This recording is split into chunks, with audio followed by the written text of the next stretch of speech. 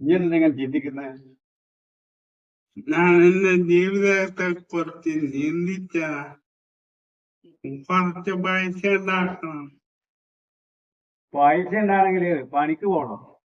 ഇങ്ങനെ കുട്ടിയൊന്നും പൈസ ഉണ്ടാവില്ല. പണിക്ക് പോയെന്ന് എനിക്ക് കഴിയല്ല. ഇല്ലെങ്കിൽ പിന്നെ PSC കോച്ചിങ്ങിന് കൂടും. എന്നാലും ജോലി കിട്ടിയിട്ട് പൈസയാവും. എന്നാ PSC കോച്ചിങ്ങിന് പോന്നാ.